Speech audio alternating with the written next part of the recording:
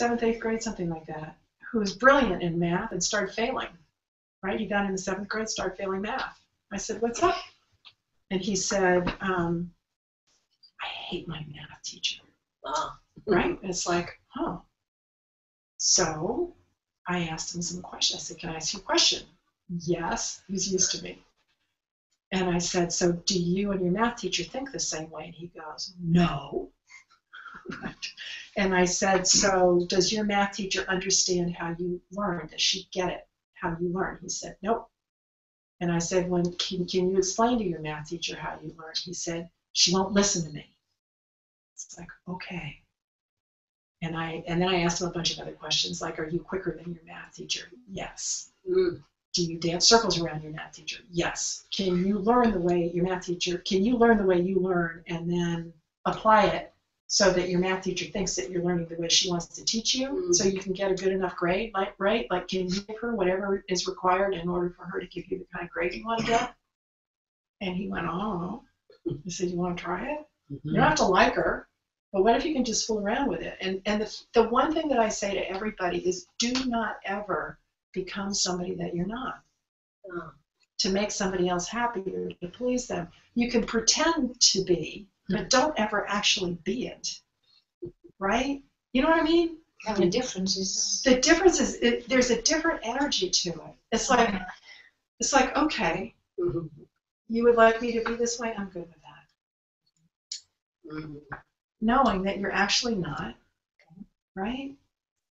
It's almost like, I don't know, it's not being dishonest. I think manipulation has a really, really bad implication, stigma attached to it. Reputation, yes, it does. But isn't that actually how we all get along in life, right? And so it's just really learning how to manipulate your world so that you get what you require. And these kids, the kids that Gary and Dana and I wrote about, and the kids that come in to see me, function different from the way the school system is typically set up, like all that kind of stuff. So, and what I deal with so much is kids who are made to feel wrong, like there's something wrong with them because they think differently or they look different or they act different or they are different, right? And so the work that I do with them is to tap them into the brilliance that they are. Not because I tell them that they are, but because I ask them questions so that they can get it. And then give them tools so that they can meander around at whatever pace they want to. I love it. They're so and good. you said just now that one of the ladies a few months back was screaming at you, wanting for answers. Yes. It's not the common thing you encounter with parents because they want a solution to the problem. They don't want to know how. Right. Is it not more often happening to you than they operate in a different space of this reality, being this reality, which is only finding answer to the question so that I can go on with my life. That's how when you're sick or when you're having real problem with your child, you want it to be solved with an answer. Right. Is it not? Are you not having it all the time with parents? I attract fewer and fewer of them into my practice. I really do. And I was trained, one of the play therapy supervisors. I'm sure it's true in this country. No, but my question is so much more, how do you deal with such a person? Because I think they also need to, at least some of them. They need to what? They need to choose to be different. Yeah. Well, here's the deal. This particular woman was focused on making the father of her child guilty of sexual abuse. I didn't see it. None of the other therapists that had worked with her saw it. The attorneys didn't see it. The guardian, nobody saw it. And so she was vicious.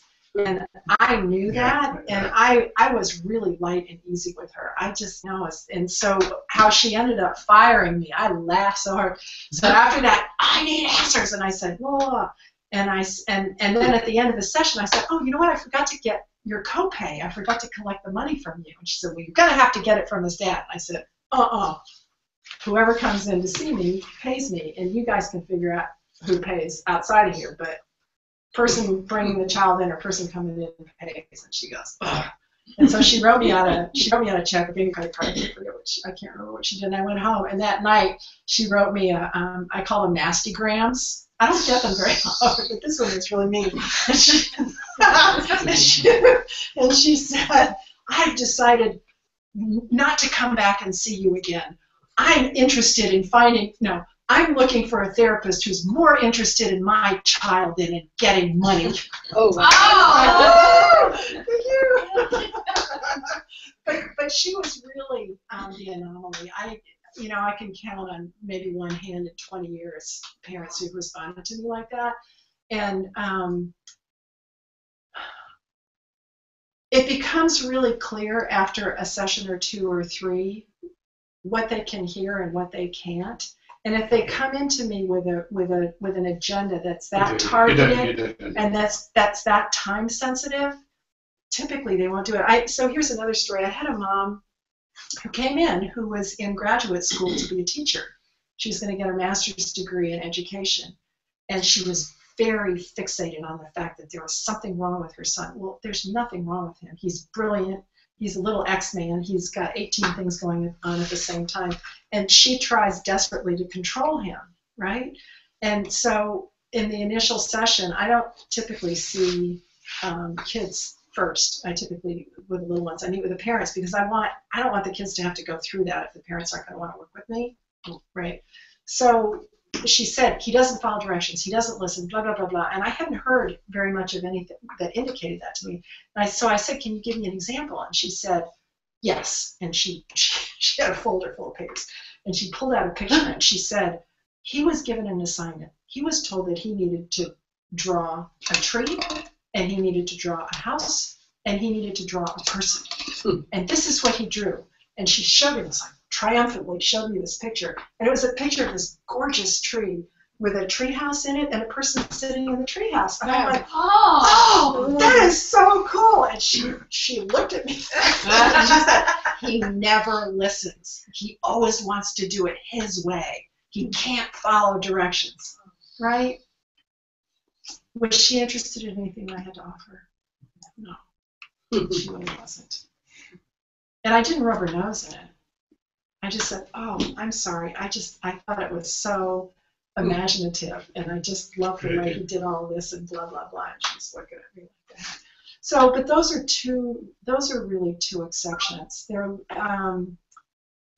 to answer your question about timing, and I had a mom and her daughter who came in to see me weekly for a while. This was over a 4 or 5 year period of time.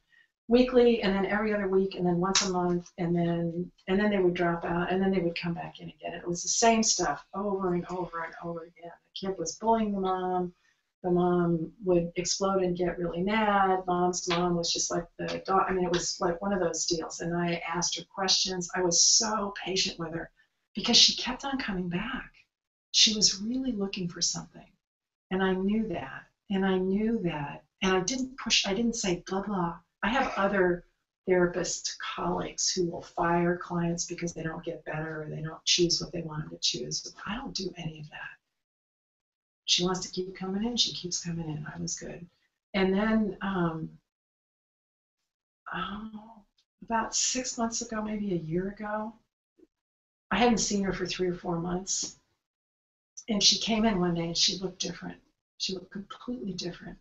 And I said, oh my God, I'm so happy to see you and you look amazing. What's going on? And she said, she started to cry and she said, I just want to thank you for being so patient with me and for not making me feel bad for not getting it sooner. She said, I got it and things are different. 4.5 years is what it took, right? Oh, wow. And I'm good with that, right? And she had an energy about her of really, really being curious, and she'd dance up to it and then she'd pull back, right? And then she'd dance up to it and then she'd pull back. and I let her do it in her own time. So another piece of this is this idea of being fine with wherever people are.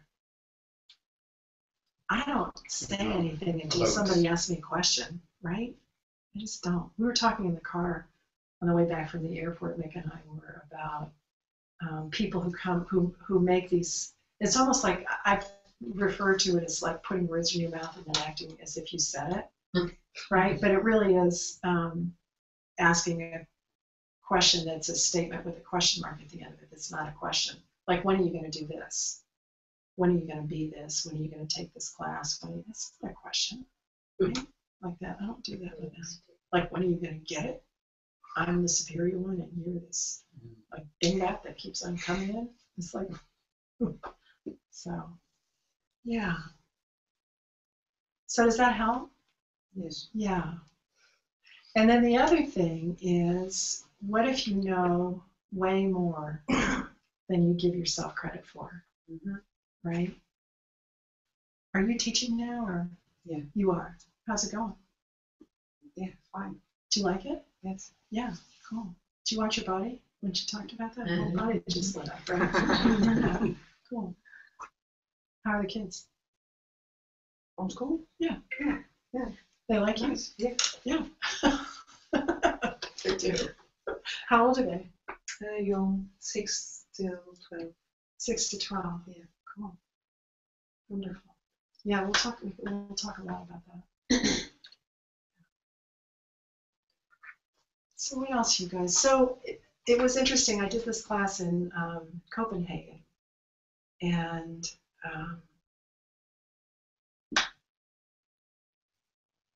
yeah, somebody said, this actually isn't about kids, is it? It's actually about us. Wow. Definitely. Right? Yeah. Yeah. Absolutely. Right. Yeah. Yeah.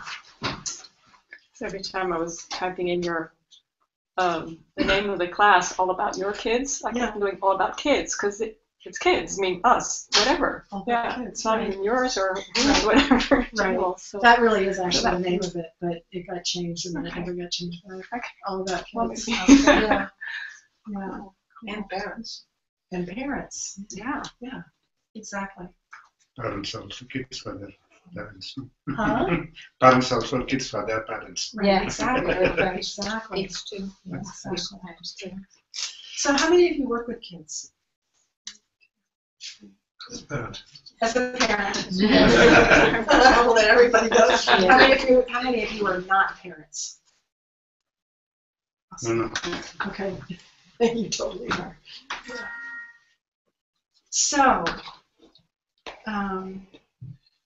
what would you like to talk about? What would you like to hear about?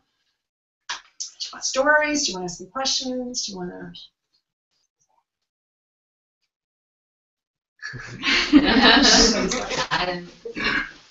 So, is everybody familiar with the clearing statement? Yeah. So everything is Yes. springing up times a gazillion. You just run and create it. Yeah. Right. With that, only pop like shades, boys and yes. It's like, whew. Okay. So, How was, it's just more the way you got into Access and how you could integrate what you knew, what you have learned in an optimum way so that you can be contributing to everybody who is counseling you. The process of this, because you are in two realities basically. what if I'm actually in one reality, right? So I'm always on the lookout for new stuff, and so I started off.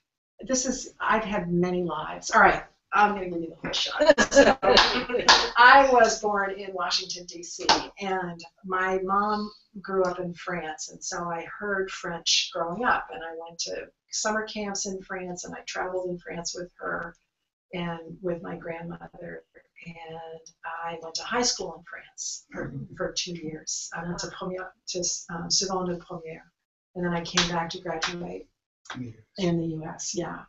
And then I went to college and majored in French and minored in dance. And then I moved, right? And then I moved to Washington, D.C. And I worked in national politics from 1976 to 1989. And I worked initially for a political action committee, and then I was talking to someone, we were talking about politics somewhere today, but anyway, I'm like a pro at that. So worked in politics, at a political action committee, and then I worked for a big New York corporate, then I went to the energy department after it was formed. I'm really dating myself. And when Jimmy Carter was president. And then I went to a New York-based law firm that was a big corporate law firm that specialized in corporate takeovers. And in the United States in the 1980s, companies were gobbling each other up, and they were fighting or they were gobbling. And this law firm worked both sides of almost every major takeover. And so there was that. And then I thought, I can't do corporate lobbying anymore. So I lobbied on behalf of primary prevention and early intervention programs. And I worked with these brilliant men who were businessmen who were at the they were vanguard. What they did was they combined public and private funding. There was public-private partnerships, and back in the 80s, that was brand new. There wasn't a lot of that at all. They were really successful businessmen in Chicago, and they wanted to funnel federal money and use the brilliance of the private sector to run the programs. And so we got $25 million attached to the Head Start authorization to fund pilot programs that were primary prevention and early intervention. And so that means from when moms are pregnant to kindergarten. And what they wanted to do was to prove that with the right resources, kids' school grades improved, and like a lot of stuff changed. And then after that, I went to graduate school, and I got a master's degree in social work, and I've been working in the field ever since. And so that was in 1991 that I graduated.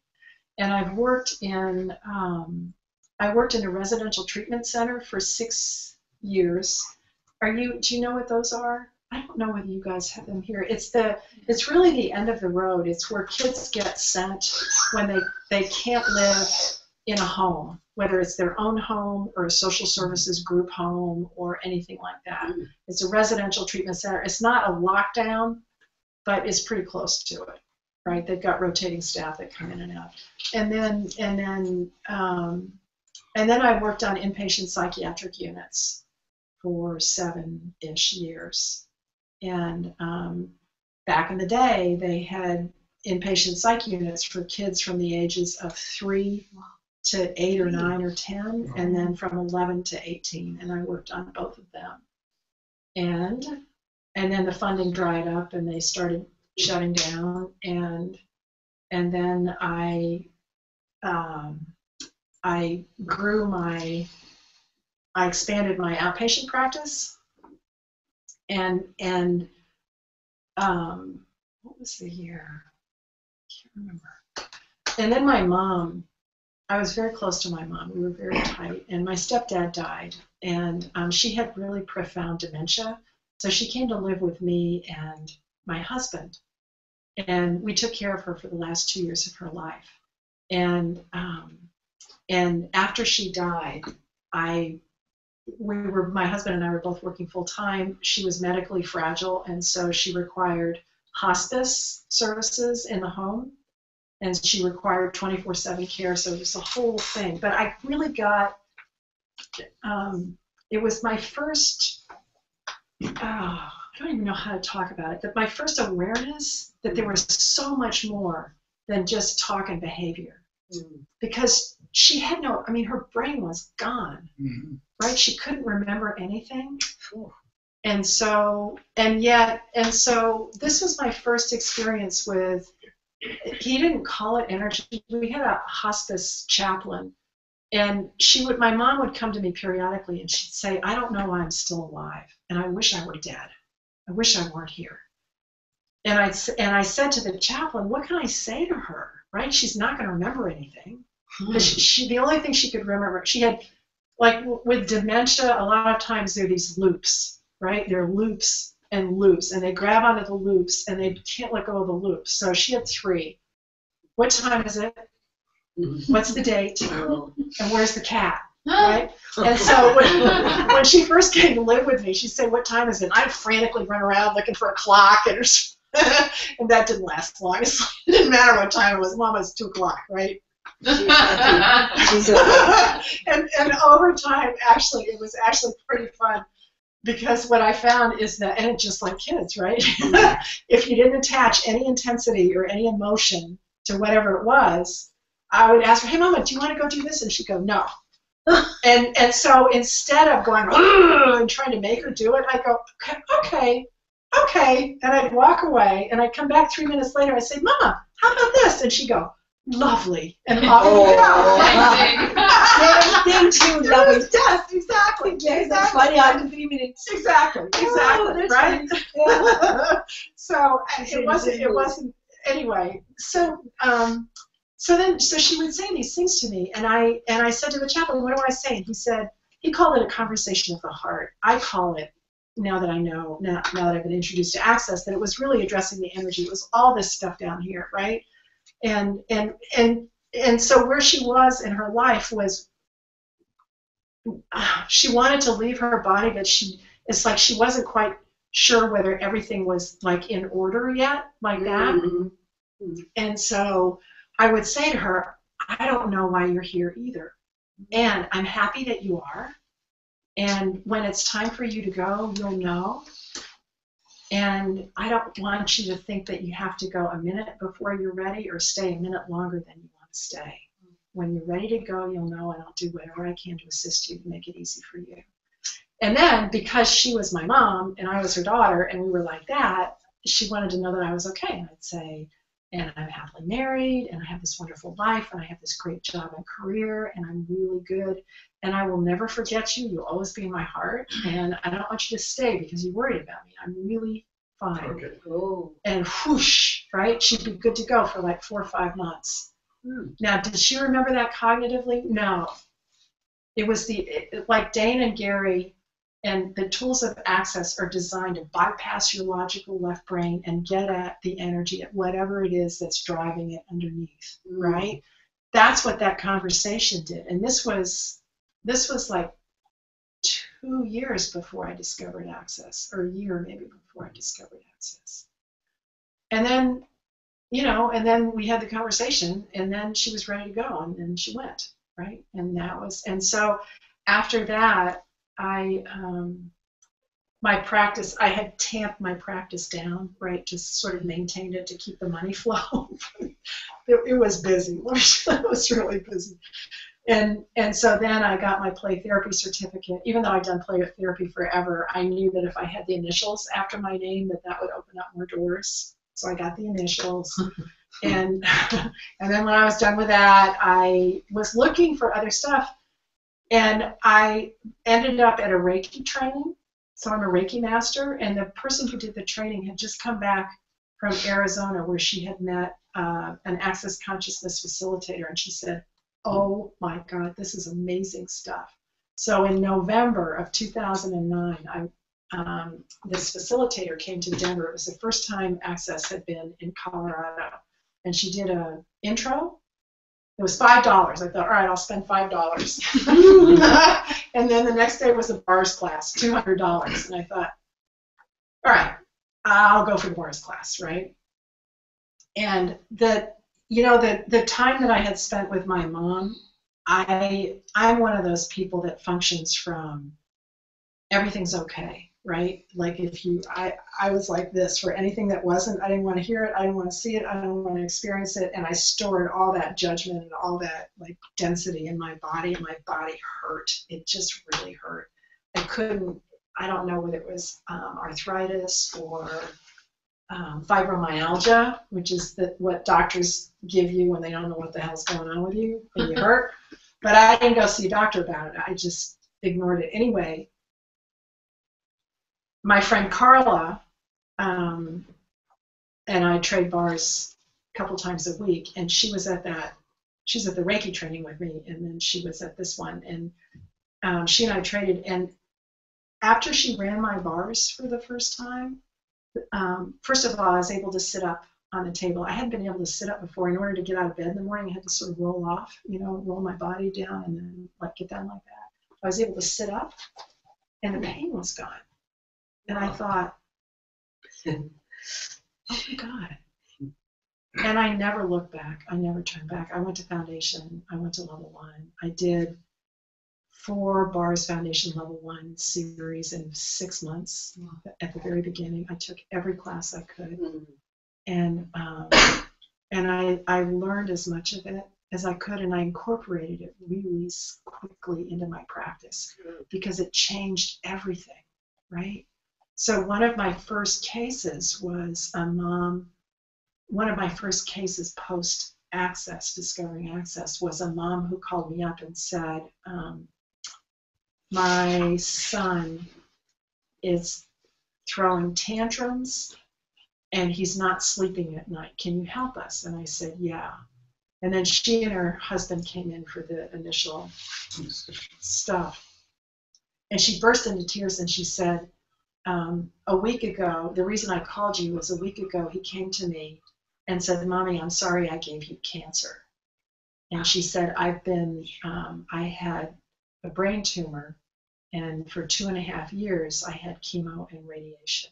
Cool. And now this is 6 months out, and I'm starting to get on my feet again. And he came and apologized to me for giving me cancer, right? Oh, that was my first case, first big case like that.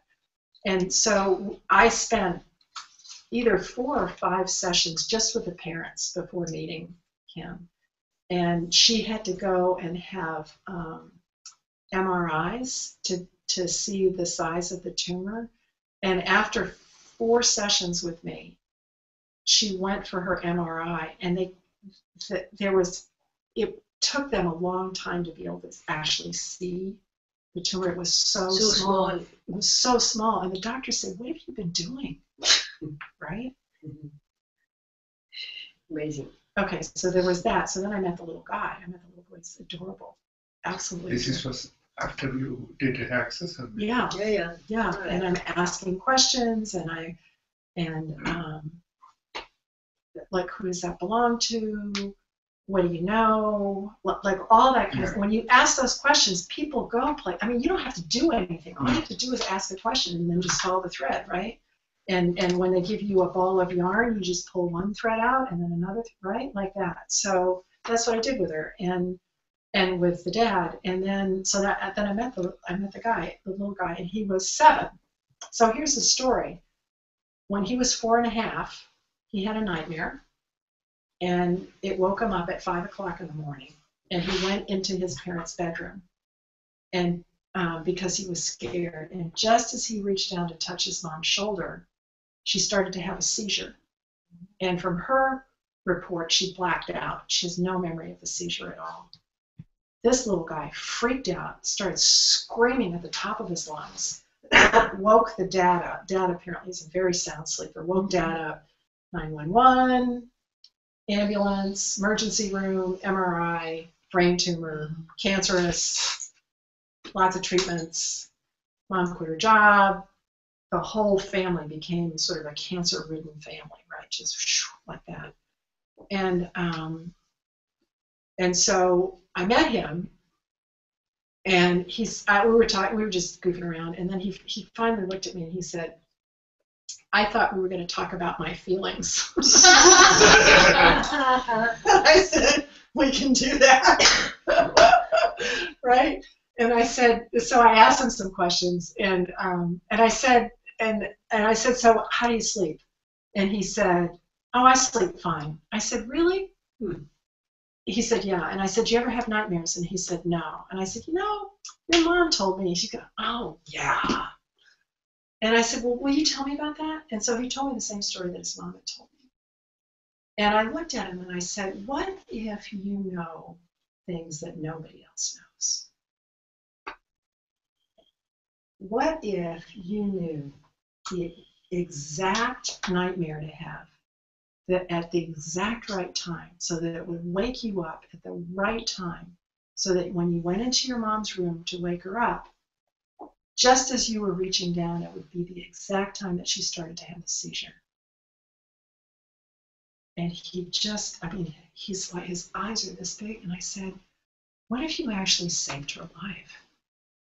And all this, I mean, it just went rolling off his body. He's like this, right? And he just went floating out of the room. And so they left, and they came back a week later, and the mom said, I got to talk to you. I said, fine. So she came in, and she said, last night we were at his brother's baseball game, and he came over to me, and he said, Mom, Miss Ann says I know things that nobody else knows. And she said, do you? And he goes, yep. And that was it. The tantrums abated, the nightmare stuff, he slept through the night, he stopped having the problems that he had been having with his friends, like all that kind of stuff. That was in 4 sessions with a mom and one session with him, right? And if you think about those of you who are therapists, that's a case that would have gone on for like a year and a half, 2 years with weekly therapy. Tell me how you feel, and blah, blah, blah. Try doing this every time you get that feeling, do this and do that, right?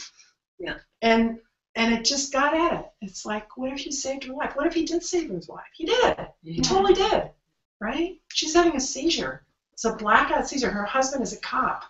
And so he knows all the emergency stuff. And slept through it, yeah.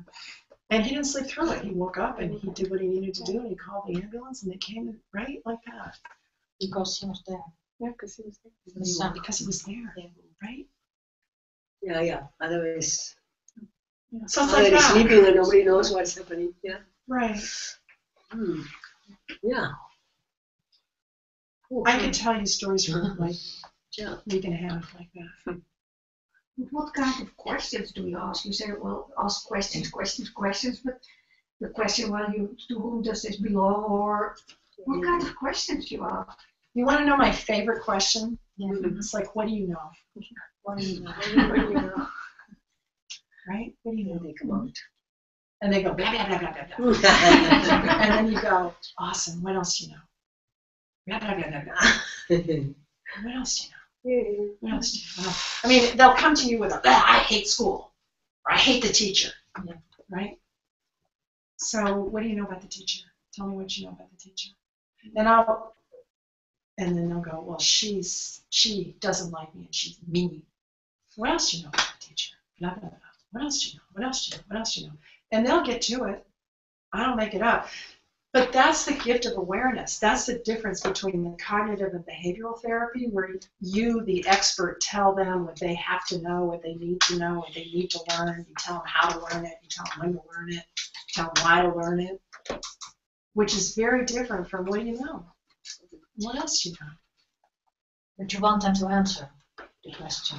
Well, and even if they don't know, it creates, there's an energy that comes up. It's like, aha. So like 9-year-old was trying very hard to get himself kicked out of school because he hated the school, and his mom was in constant battle with the school staff and like that kind of stuff. And so I asked him that question. So what do you know about? He said, I hate the school, and I said, right. Oh, he'd gotten kicked out for the gazumpieth time, and I said, so what do you know about the school? Well, they have stupid rules. So what do you know about the rules? Well, blah, blah, blah, blah. What else do you know? What do you know about the principal? What do you know about the teacher? And what do you know about those kids who got you in trouble? And what do you know about you? What, I mean, I can't make it up. Like they'll tell me what they know, and then I'll say, so what do you know about that? Well, blah, blah, blah, blah. Well, what do you know about blah, blah, blah, blah? Blah, blah, blah, blah. Right? You know what I mean? It's like you just follow it. So, okay, so everywhere you guys are looking for the answer so you can fix yourselves and your kids when you're trying to create that. Right around the battle, like Popeye Shores, Boys and Beyond. So what have you made so valuable about having the answer that keeps you from being in the question?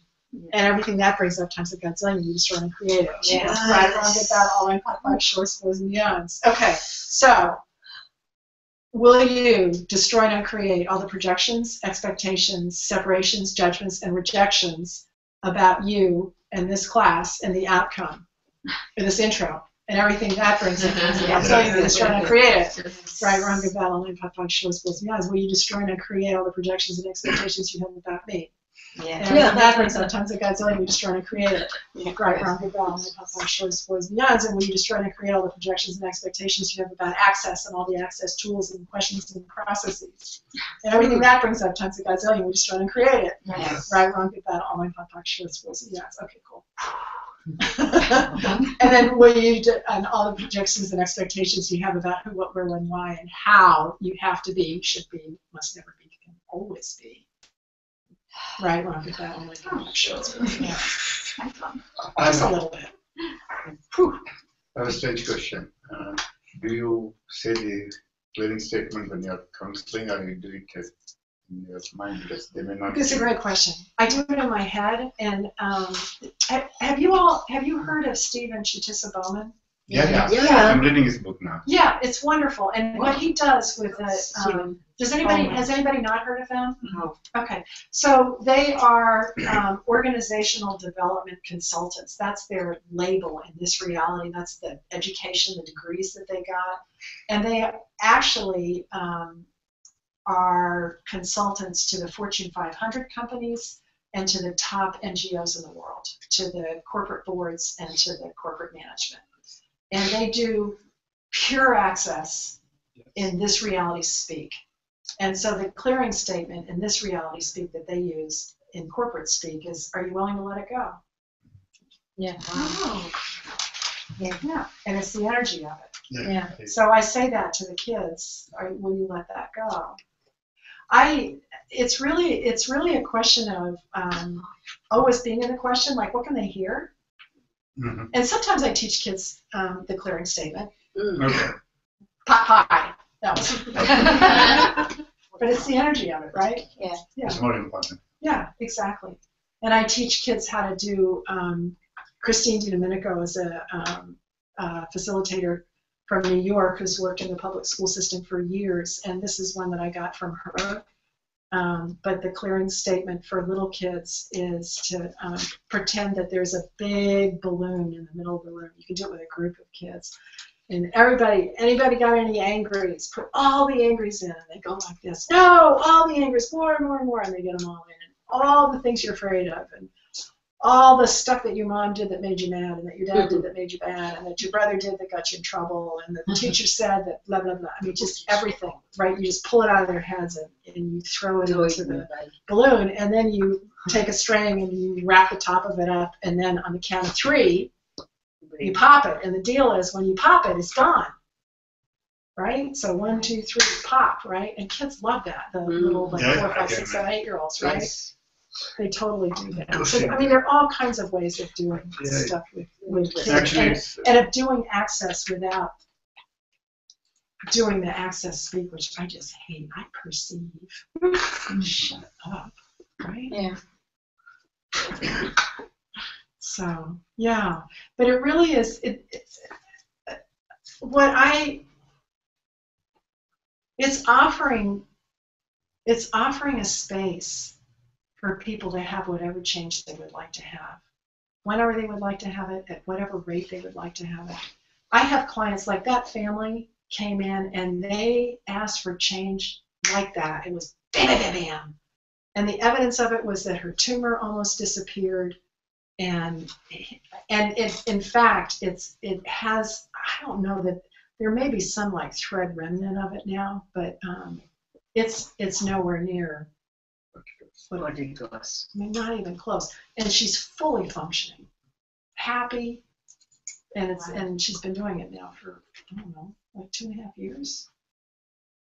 So it's really, what if you guys can be, what if you are the invitation for something different, for a different possibility for people out there, right? Yes, sure.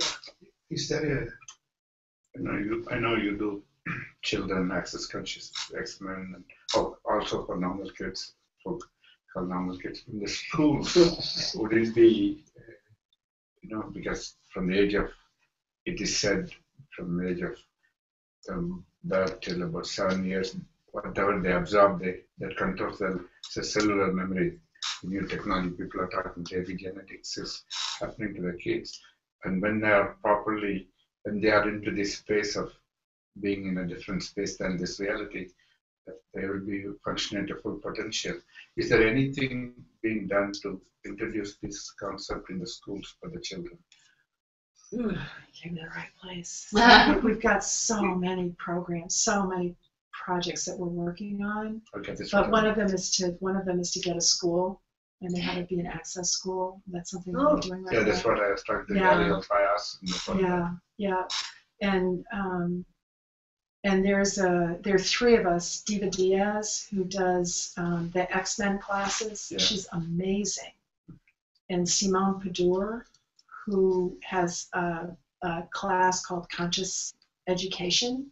She works at Summerhill in England, which for those of you who may not know, it's sort of like the starship of the alternative schools, like back in the day. It's amazing. Yeah. And then I'm the therapist that works with kids, and the three of us have come up with a certification program. Yeah, I think it's really exciting. Yeah, it is. It's wonderful. So we're changing the real world. We're changing the future, really contributing to the future of the humanity. It's amazing, and what I love about kids is that they get it so fast, just like that. I had one little guy who I asked him how old he was. He said almost 8. That's one word, almost 8. And he had his dad brought him in to see me, and he has 3 sisters and a mom, and the worst stomach aches that the doctors, the experts, the medical experts weren't able to figure out because there was no medical cause for them. But they were so severe that he would like literally wrap himself up like this, so that his legs, he's more flexible than I am, so his legs were just pushed tight against just like that, against his stomach. And so it was both acute and chronic. Chronic because it had been going on for a year and a half, and acute because the pain was debilitating. And so he came in to see me, and I asked him, so you asked the question, so I asked him I asked him about his stomach, and then I asked him whether he knew of anybody who had tummy aches like that, and he said no. And I said, what about your mama? Does your mama have tummy aches? And he goes, no, my mama does not have tummy aches. And I said, what about your dad? He goes, oh yeah, my dad has very bad tummy aches. And I said, are they kind of like this? And he went, mm-hmm. And I said, so do you sometimes wish that you could take your dad's tummy ache away from him? And he said, yes. And I said, do you do that? And he said, yes. And I said, what if your dad's tummy ache is there because your dad is working through something? Like, what if it's really your dad's tummy ache? What if you could leave your dad's tummy ache with your dad? And he said, but I love my daddy so much. Right? I said, I know you do. And what if one way to really love him is to leave that tummy ache with him so he can get done with it faster? Because when you take it out, he has to make more tummy ache. And if you keep taking it out, then he has to keep making more tummy ache. And he said, okay. And so we did, who does that belong to? I told him, who does that belong to? And then the pain came back, and I said, can I touch your tummy? And I'd already asked his dad. I never touch kids unless I get permission from the parents, or I never run a process on them. And I told him that I'd do some different stuff, and his dad had said, yeah. And so I ran a body process that's called the holding patterns. And as so it was on his tummy and on his head somewhere, and so he's laying down on the floor, and I'm sitting up next to him, and we're talking about stuff, and suddenly he's laying like this. Suddenly he stops and he looks up at me and he goes, what's my body doing? And I said, you tell me, what's your body doing? And he goes, it's humming. Oh wow! Awesome, So right? huge. So I know. So I kept running it, right? And then it started to dissipate a little bit, but not much. About 4 or 5 minutes later, and I said, how's your body? And he goes, it's still humming. So I kept running it, right? And then when it dissipated, I said, are you done? He goes, yep. And he got up. I said, how's your tummy? And he sat up straight, right? Because the whole time he'd been like this when we were talking. And he said, it's like me on the bars table, right? He sat straight up, tummy stretched out. And he said, so will this last? Wow. Oh. And I said, what do you know? Will it? He said, no, I asked you. Oh, God! I said, how about if I teach you what I did, and then you can do it yourself? And then you let me know whether it works or not, okay? He said, yeah. So I taught him, I said, who does that belong to? Remember that question, blah, blah, blah. And then I taught him how to do holding patterns. And he left, and I didn't see him for a year and a half. And his dad called me a year and a half later, which was like 6 months ago, and said, will you see my daughter? And I said, yeah, how's your son? And he said, oh, he's good. And I said, how's his tummy? And his tummy. And he said, oh, his tummy doesn't hurt. I said, when did it stop hurting? And he said, it stopped hurting after he saw you. I said, really? He goes, yeah. And I said, so did you ask him what he does? He said, yeah. He just says, I did what Miss Ann showed me. Right? No more doctors, no more medicine. Yeah. No more stuff. Right? Now, did I call that outcome? No. See, here's the other thing. If you are attached to an outcome, Results. it won't work. It won't. It won't.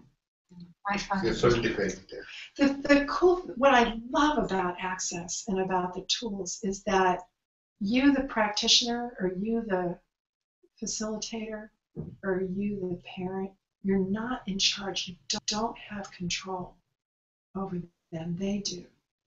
And when you step back and start asking them questions and have no point of view about what they choose, that's when the magic gets created. Because then they actually get to choose. I can do that with my clients, but not with my children. Yeah. So You would be the only one in the world like that. I guess. too much attachment. Yeah. You want them to. I'm invested in the outcome with my children. Are you? Yeah. Yeah. Can I ask you a question? Yeah. So when you were growing up, was it expected that you would be a certain way or behave a certain way? Yeah. Right. Yeah. So, and were the expectations that were placed on you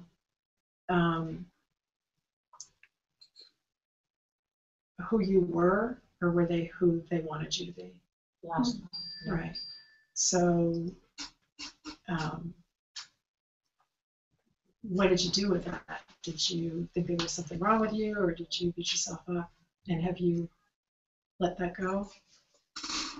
So, yeah, so,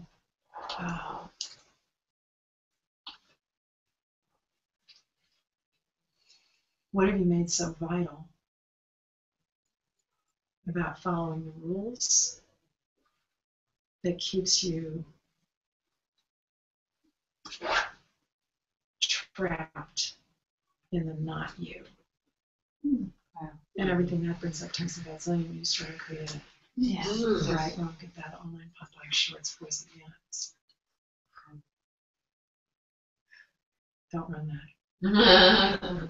So what have you made so vital about following the rules that keeps you trapped in being not you? And everything that brings up tons of Godzilla, we just try and create it. Yes. Right, wrong, good, bad, online, pop, like shorts, boys, and beyonds. Cool, thank you. You're welcome. Thank you. And then there's the other, would you be willing to be a bad mom? Oh. No. No. No. And everything that brings up tons of Godzilla, you just try and create it. Yeah. Right, wrong, good, bad, online, pop, like shorts, boys, and beyonds. Because the deal is, if you're willing to be a bad mom in everybody else's, from everybody else's perspective, does it mean that you're actually a bad mom? No, it doesn't. So everything that doesn't allow that, you're just trying to, well, I don't know, unless you're okay with it. Yeah, yeah. You want me to clear it? Yeah. So everything that brought up, times of Godzilla, we're just trying to create it, right? Wrong, good, battle, line, Popeye, shorts, boys, and yawns. And what have you made so vital about being a good mom that keeps you from being the phenomenal mom you actually are? And everything that brings up times of Godzilla, we're just trying to create it, right? Wrong, good, battle, line, Popeye, shorts, boys, and yawns. Cool. Yeah. Awesome. Can you say that clearly again?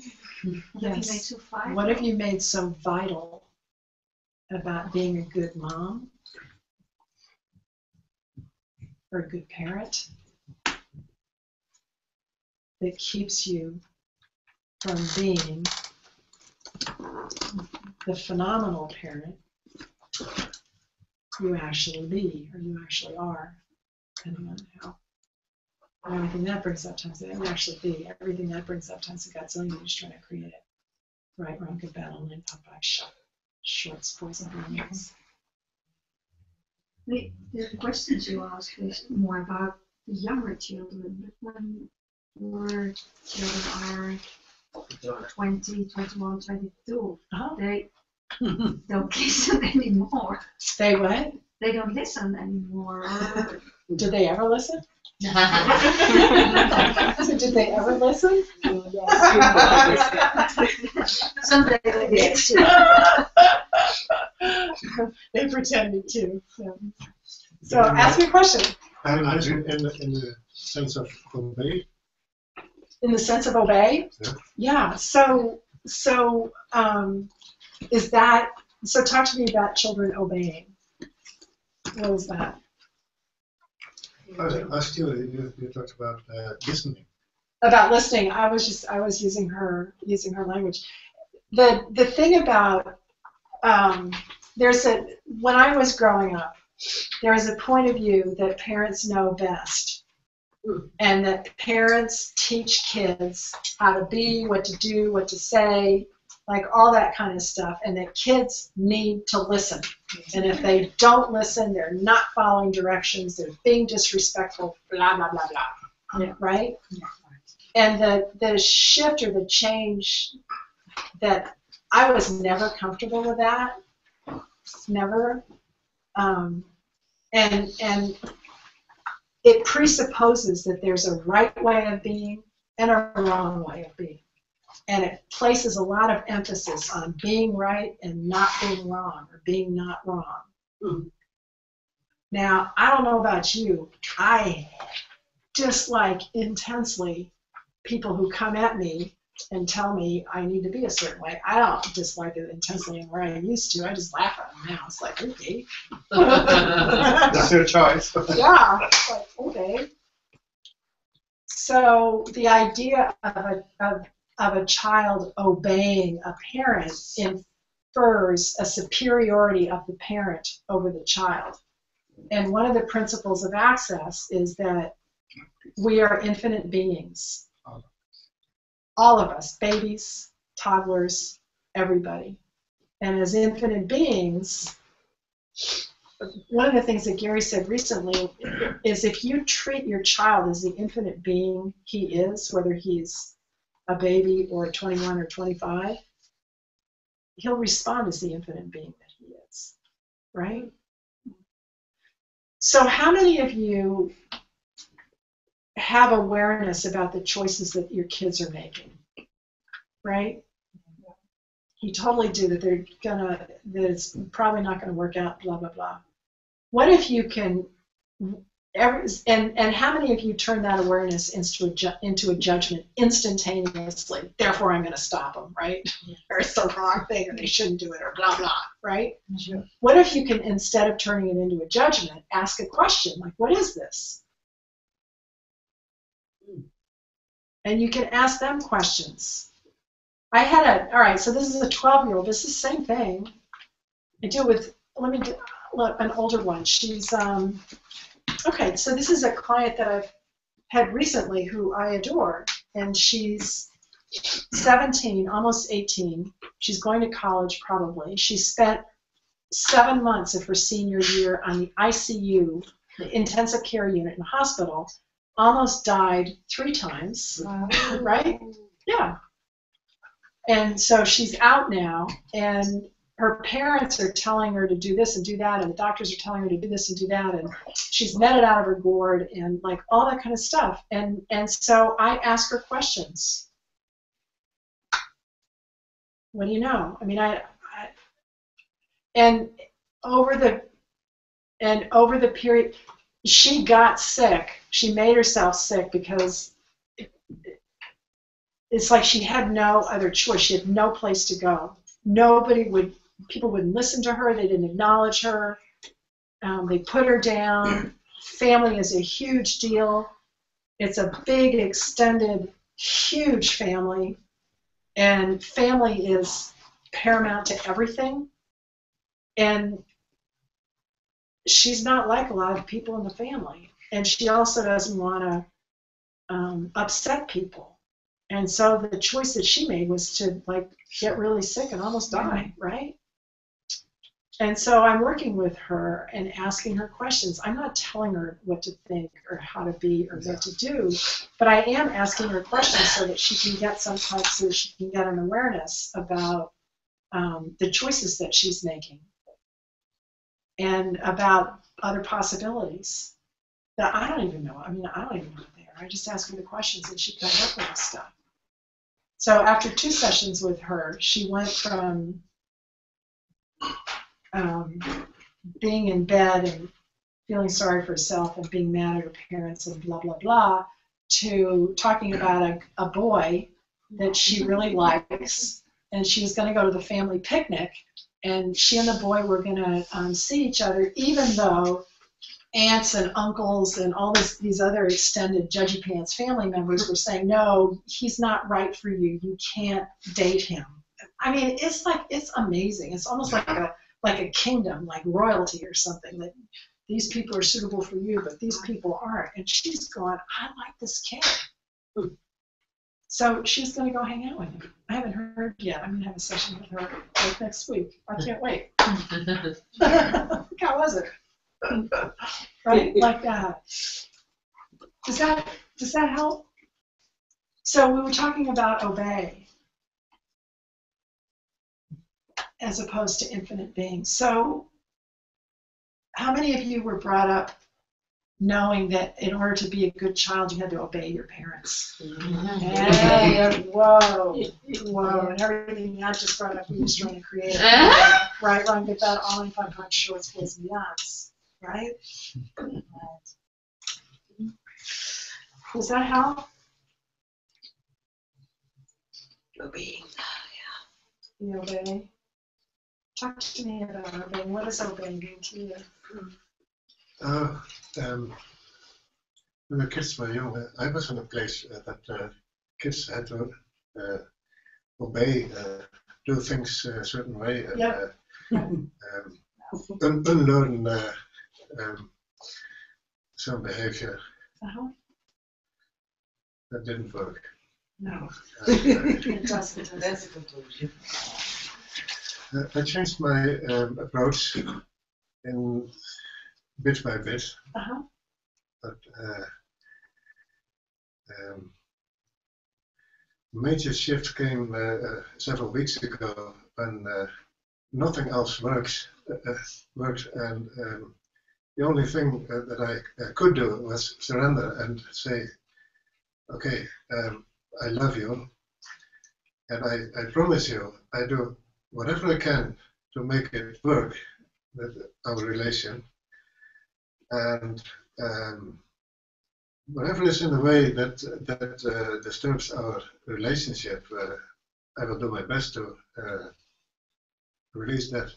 And that was a major shift. I could be with him, which I couldn't before. Right. That was before I did the bars. Yeah. So how's it now? Well, the tension is very it's unbearable. Right. When he talks about I don't want to live anymore. Right. I'm going to do some dangerous things. Right. And I was at a dentist this afternoon, and my wife said, I'd stay home because I cannot leave the house because my son threatens to go away and do something terrible. I said, let him speak. I said, raindrops fall on your head, dogs are barking, and he is talking about dangerous things, but don't judge it. Mhm. And then she came. She came to the dentist? Yeah. And I cannot be with him, whatever he does, whatever he says.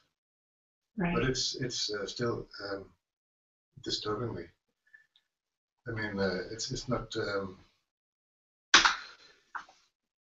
I don't judge him anymore, but it's not.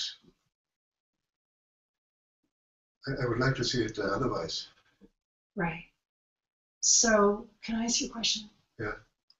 Who's responsible for the choices that your son makes? It's totally its own responsibility. It's him, right? So, I had a family member who did the same thing that your son is doing, threatened to kill himself. And I said to him,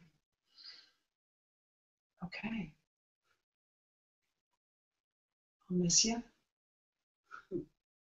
But if that's what you want to do, go for it. It's just a choice. And I really had no point of view about whether he did or not. And he chose not to. I've worked with a lot of kids who have dancer. I've worked with a lot of deaf and dying, actually, and it's funny because I never realized it, but with a couple of pets that we had, with my mom and my stepdad, there were 6 or 7 people who died in a 2 or 3 year period, and I was really closely involved in their passing. I was there for some of them and not for others, but I watched them like go to it and then they'd come back, right? My stepdad would disappear and then he'd come back out. He had these brilliant blue eyes that were the color of a blue sky, right? Brilliant blue eyes would open up and he'd go, I'm back! And I know, and then he would disappear again and come back. And I've watched, there was a 10-year-old that I was working with who had multiple surgeries. And he was born with his stomach outside of his body. And so he required multiple surgeries. And he had heart surgery 2 years ago. And I met him in the fall following the heart surgery. And he didn't want to live anymore. And I met with him and I met with his mom. And he came in to see me one evening, and I wasn't sure he was actually going to make it from there. He was, first of all, his legs were that thin. He was just tiny. And he was gray as a ghost, and I had said to his mom, if he chooses to leave his body, will you be okay with that? And she said no. And I said, what's that creating in his world right now? And she said, I don't care, I can't let him go. And she said, when he was born, I said to him, you gotta fight, sweetie, you gotta fight to live, right? And so that's what their connection was. She was his cheerleader, and he fought to survive, he fought to live. And that's what they created. And then after working with me, this was maybe a couple months, maybe 6 weeks into it. she called me up and she said,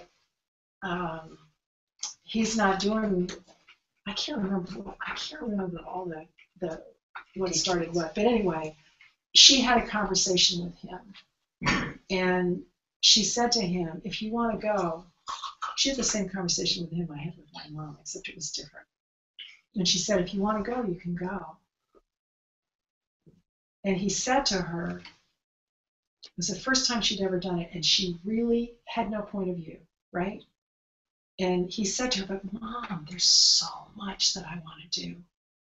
And I saw him the next day, and I swear to God, he'd added about 3 pounds to his body. I mean, he had this really frail, thin build, and he had color in his cheeks, right? And within 4 or 5 weeks, he was back at school part-time, and then another week or two, he was back at school full-time. And he's back there. He's back in his life. He's brilliant. He loves computer stuff. He creates these apps, right?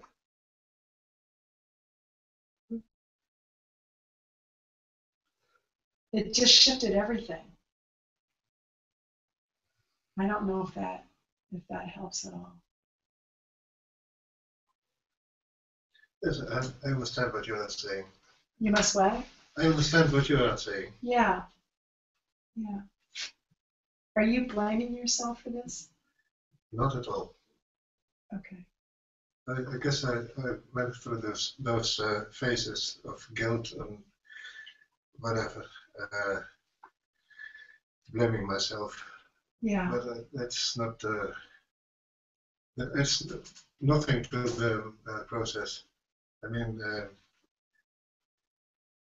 I did my best to change the relationship, and Are you blaming yourself for the relationship? no. Can I ask a question? You said you had a breakthrough. Yeah. But it didn't last, is it? It lasts. Nobody said it's still not good. No, the relationship. Totally fine to be with him. But his behavior is still, it's not only behavior. He had a psychologist and went through 8 different psychiatric hospitals, and that was 1 year ago when it started. And from the age of 12, all teachers, therapists, and whoever worked with him were mad at one point that nothing works. All the best doctors and therapists in all the region. So everything this is bringing up times the Godzilla and destroy and create. Right, wrong, good, bad, online, pop, action, poison, yes. Cool. So,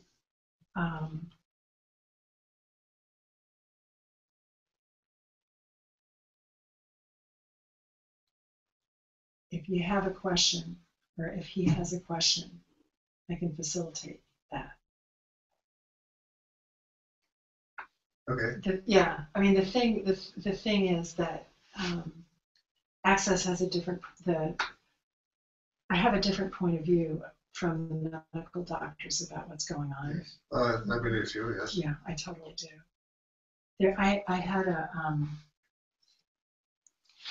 I've worked with a lot of kids who hear voices and who see things and whose mind, according to this reality, play tricks on them. And after they've finished working with me, that's different. It's totally different. And this is not an appropriate setting to go into that, but I can definitely do that. Okay? Yeah. Yeah. I'm still in the process of bringing him to come in the class. Yeah. Oh, do it. What you did say, right? Huh? So, Truth, does he want to come? What could be Is the class for him or is it for you? Okay, anything after you trying to create it? Right, wrong, good, bad, on, pop, back, sure, suppose, yes. Does he want to get better? Absolutely. Does he? Okay.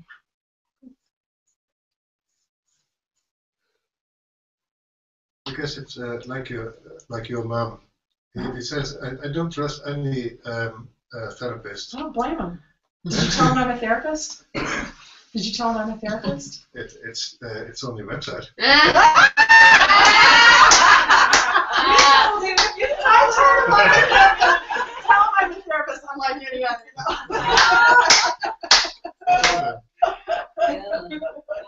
So who knows, right? What would it take? Yeah.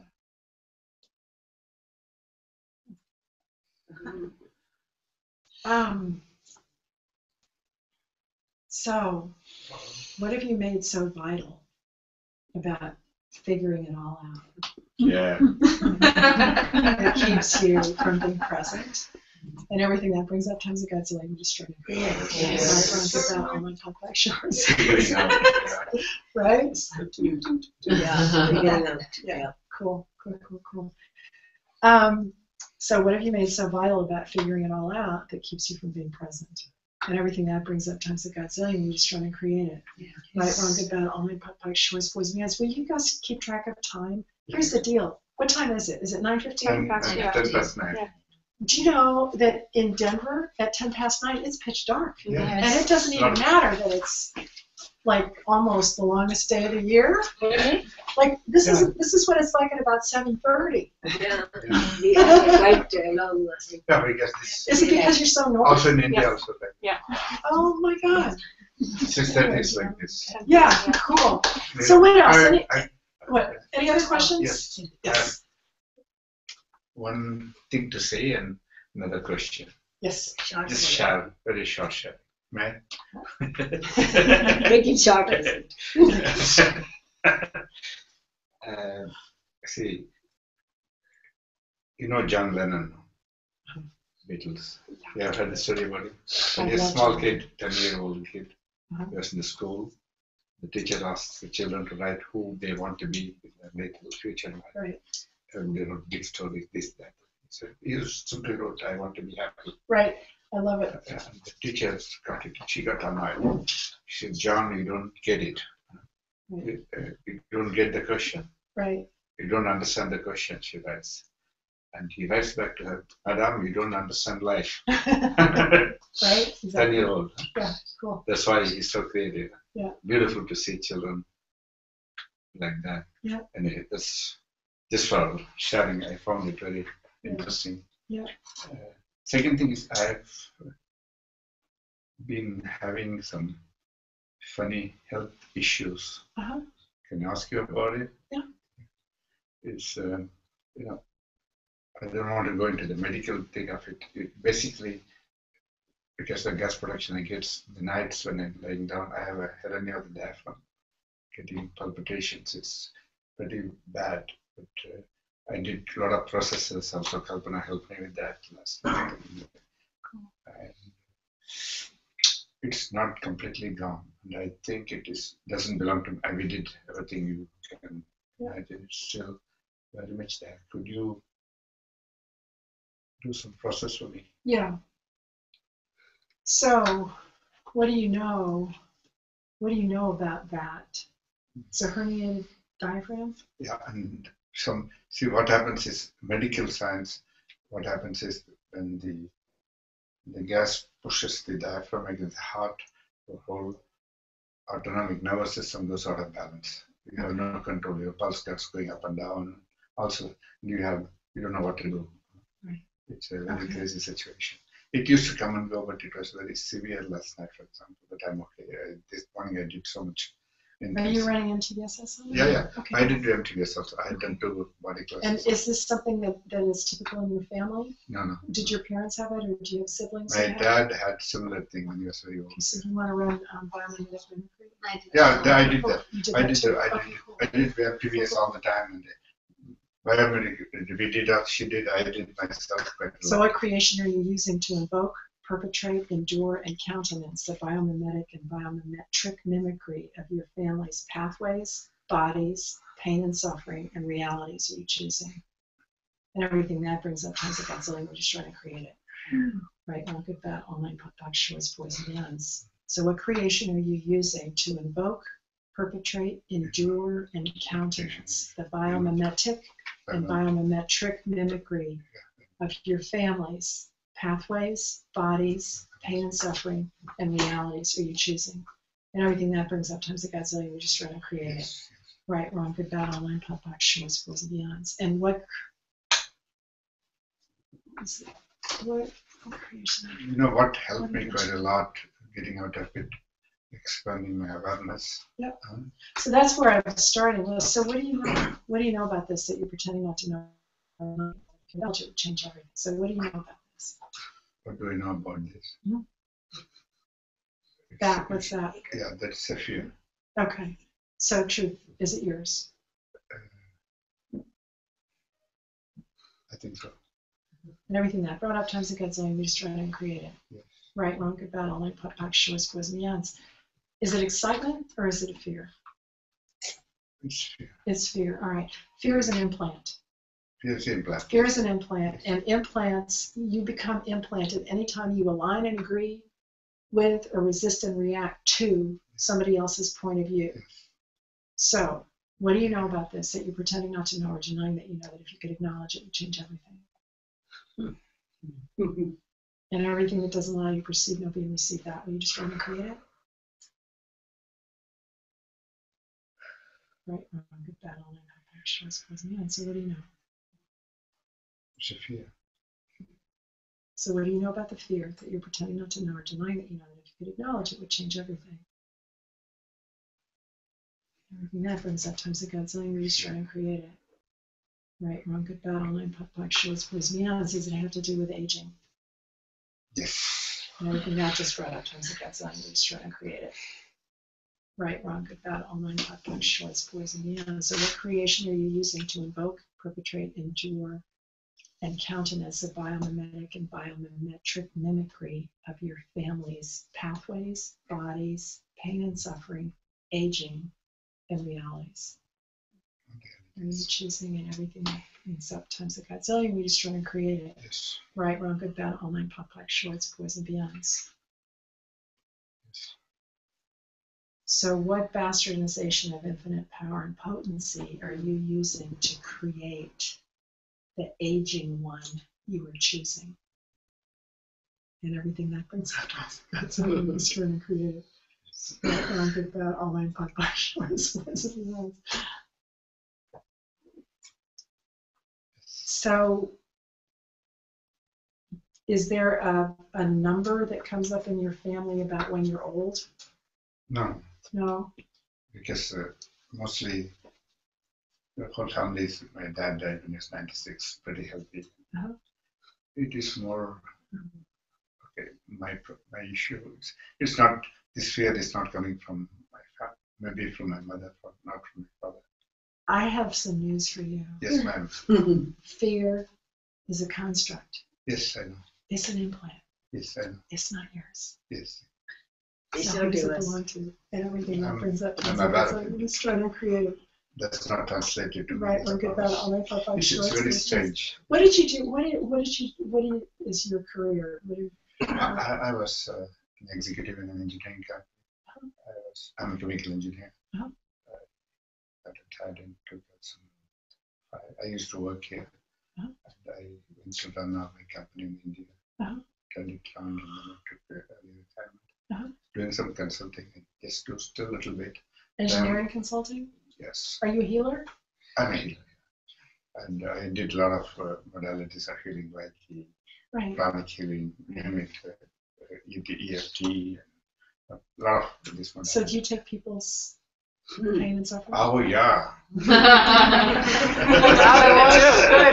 Proud of it. Good move, right? No, but it's, So no, but everything it's, that's I have coming up a, and everything I have that's a, taken over everybody but else's stuff. ever since Access, sorry, That's okay. ever since Access, I'm pretty aware of it. It's just I'm able to get it out of my. I don't take it. Right. I just process it out. Let me put it this way. Okay.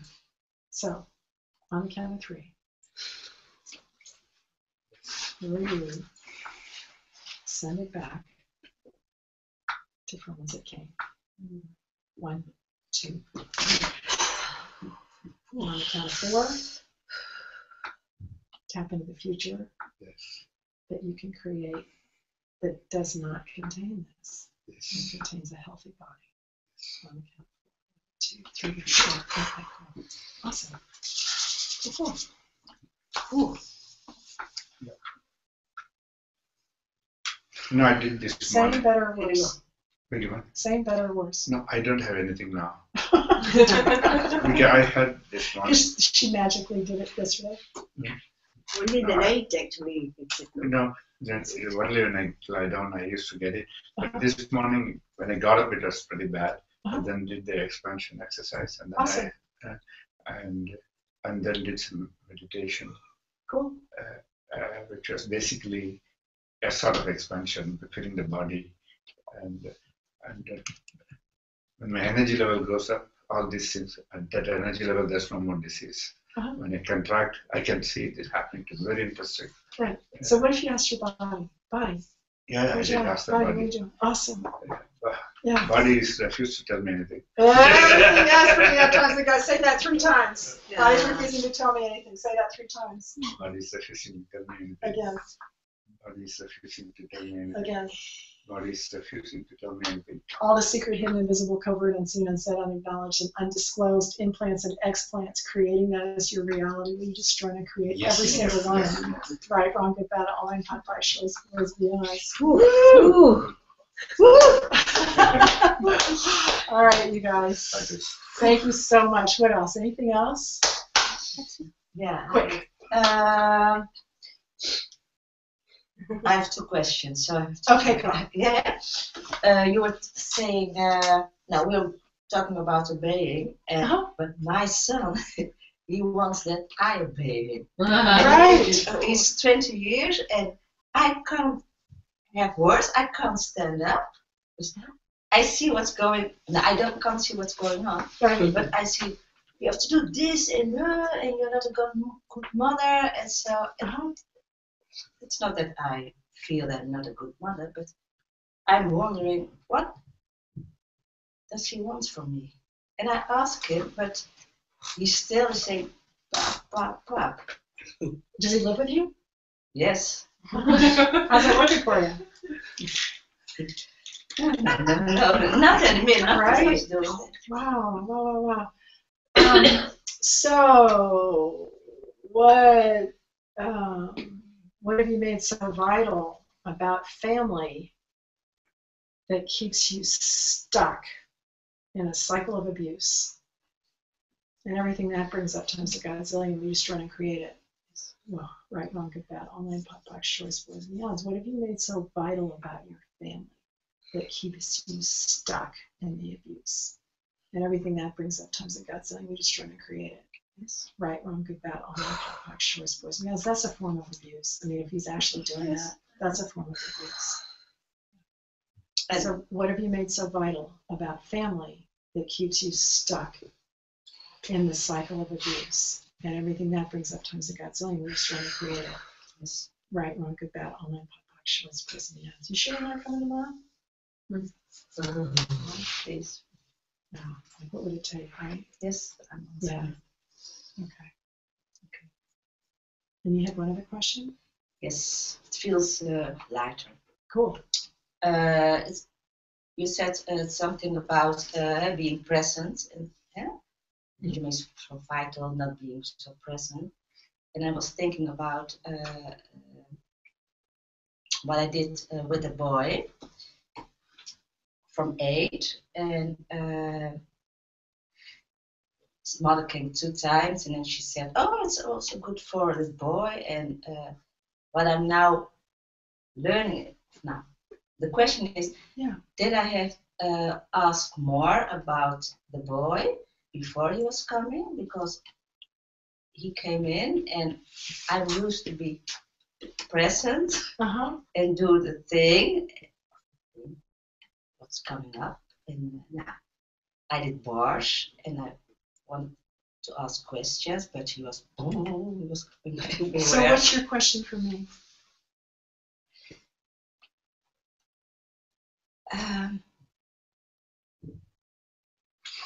Okay, I was being present, and after talking to him, we were talking and said, oh, I was present, that I was okay with it, and later on, was that enough? Did I have to? So what's your question, honey? Yeah. What's your question?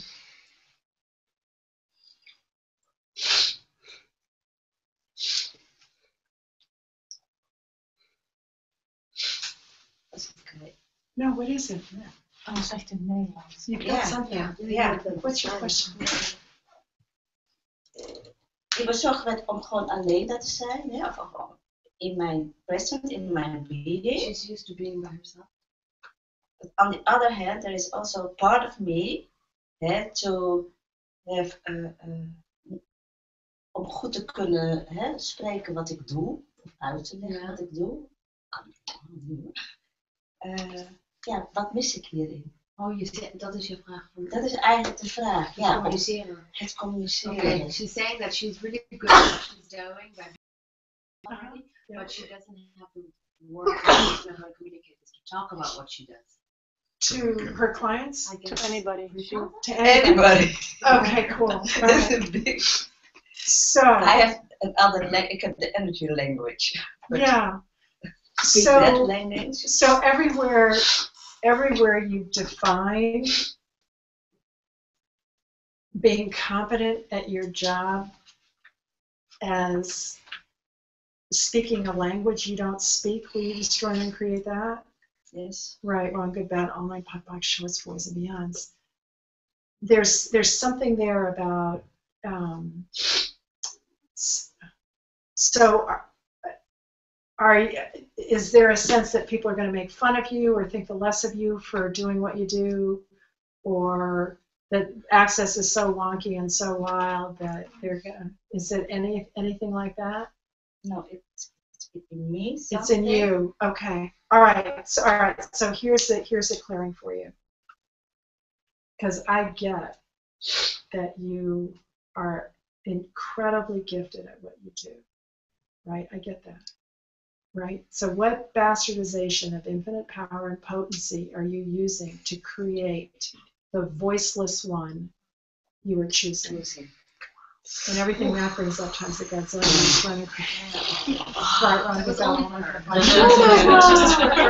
So what bastardization of infinite power and potency are you using to create the voiceless one you are choosing? And everything that brings up times the Godzillion when you destroy and create it. Right, wrong, good, bad, all nine, pop, pop, shorts, boys, and beyonds.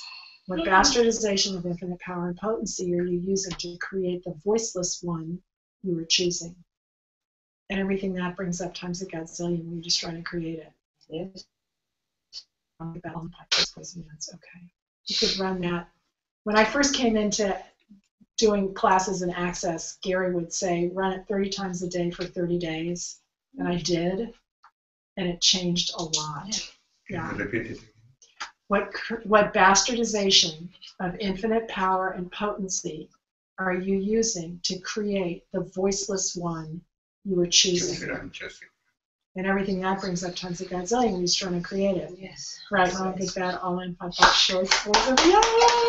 That was just for you, nobody else did. We were like, right? Yeah, thank you. Yay, you guys are awesome. Thank you.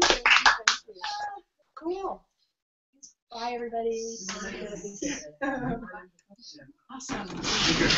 There is no report. Oh, can we get